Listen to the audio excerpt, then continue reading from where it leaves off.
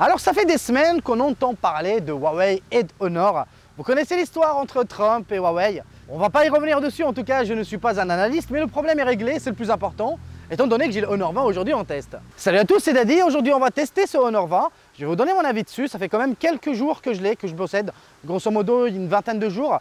Et je vais essayer de vous donner mon avis le plus sincère dessus. Alors vous le savez, j'ai énormément d'affection pour cette marque, étant donné que c'était l'une des premières en France à arriver et à vraiment promouvoir haut et fort le flagship killer. Donc c'est pour ça que j'apprécie beaucoup cette marque. Mais est-ce que ça vaut toujours le coup en 2019 de partir sur du Honor au lieu de d'autres marques? On va voir ça ensemble. Quels sont les avantages de prendre un Honor, les inconvénients aussi, et bien sûr, comparer à tous les hauts de gamme à côté, à gauche, à droite, même si ce n'est pas vraiment un test de comparaison. Alors ce Honor 20, c'est le digne héritier du Honor View 20 parce qu'il se rapproche énormément, mais vraiment énormément. Déjà pour commencer en termes de design, franchement on est sur un smartphone super bien fini, mais on n'a plus ces reflets un peu dingues qu'on avait sur les anciens Honor. Là on est sur un truc beaucoup plus sobre. Je sais pas, c'est une nouvelle approche de Honor. Et en plus vous l'avez remarqué, on n'a plus le lecteur d'empreinte digitale à l'arrière. Il est sur le côté un peu comme sur le Galaxy S10e ou les Sony. C'est une signature Sony, voilà, depuis très longtemps. Et je trouve cette approche plutôt intelligente, plutôt sympa, mais qui a aussi des inconvénients et on va y revenir dessus. Alors on a un écran poinçonné à gauche. C'est génial parce qu'une fois qu'on retourne le smartphone, c'est un effet assez naturel, ça devient un angle mort qu'on ne regarde pas parce que c'est là généralement où on a le doigt dessus, voilà. C'est très bien pensé parce que contrairement à Samsung qui l'a mis à droite, je trouve que l'approche de Honor est super intelligente. 6,2 pouces, LCD IPS en Full HD, on a plus de 400 pixels par pouce, donc c'est du 411, 412 si je ne me trompe pas. Franchement l'écran il est plutôt correct, mais sans forcément être le meilleur du marché en termes d'IPS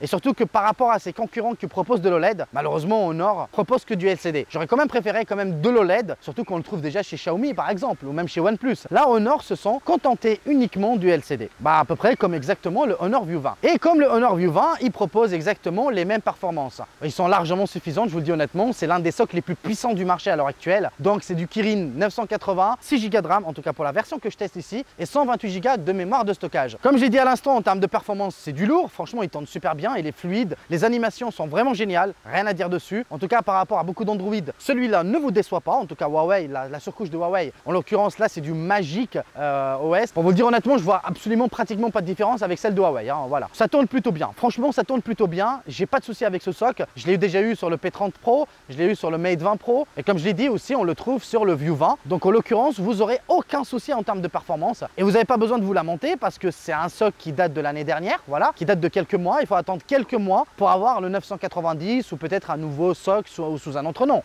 On sait jamais. Alors comme je l'ai dit, performance ça va, l'écran ça va, design global très bien fini. On a un lecteur d'empreinte digitale sur le côté. Alors pour vous le dire honnêtement, je n'ai pas forcément beaucoup de défauts à lui reprocher, mis à part un seul. Si vous vous rappelez avant, on l'avait à l'arrière, on avait la possibilité de descendre le control center. Chose qu'on ne peut plus faire maintenant, comme il est sur le côté. Maintenant ils ont fait 2 en 1. Voilà, vous avez le bouton qui sert à l'allumer, donc le bouton d'alimentation, et qui cache aussi le lecteur d'empreinte digitale. Il marche de feu, vraiment super rapide. Je ne connais pas une marque qui fait des lecteurs d'empreinte digitale aussi fous que Honor. Honor, Huawei et en l'occurrence aussi même Xiaomi, ils font d'excellents lecteurs d'empreinte digitale, mais Honor font vraiment partie des meilleurs. Et ça, c'est voilà, j'ai vraiment rien à lui reprocher sur ce point, mis à part le fait qu'on n'a plus cet accès rapide, chose qu'on avait déjà sur l'ancien Honor, si vous vous rappelez, le Honor View 20 à l'arrière et le Honor 10, bref.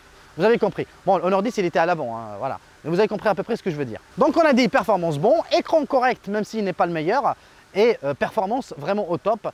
L'interface, ça reste une question de goût, certains vont aimer. Perso, j'ai aucun problème avec Magic OS, même si j'avoue que ça commence à faire un peu vieux, surtout les icônes.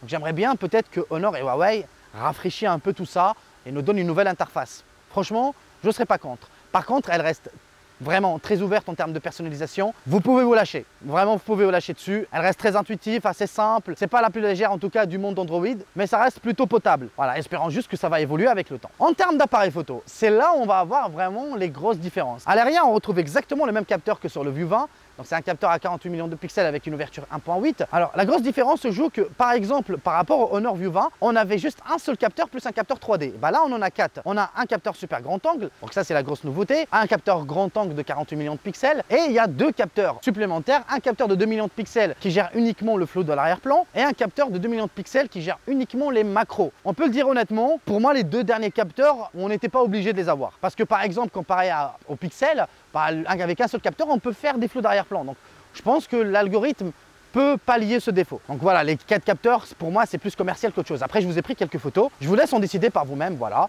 en vidéo, on a de la 4K, plutôt correct, mais sans plus en termes de stabilisation. On a déjà vu mieux, même si Honor s'améliore énormément. En Full HD, c'est plutôt très propre.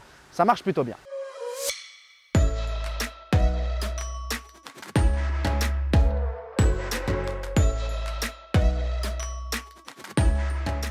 Bon les cocos, là on est en train de tester la caméra avant du Honor View 20. Et ce que je voulais vous dire, c'est que Honor organise en ce moment un concours sur Instagram pour vous faire gagner un Honor View 20. Donc le même, si vous souhaitez participer, n'hésitez pas d'aller sur Twitter, sur Instagram. Et voilà, checkez ça, participez, faites-vous plaisir. Voilà, la fin c'est fin juillet. Voilà, donc fin juillet 2019 en l'occurrence. Si vous regardez cette vidéo en 2021, j'espère que je serai à 1 million d'abonnés et surtout que vous n'aurez pas participé à ce concours parce qu'il serait déjà fini. Alors on va finir maintenant avec l'autonomie.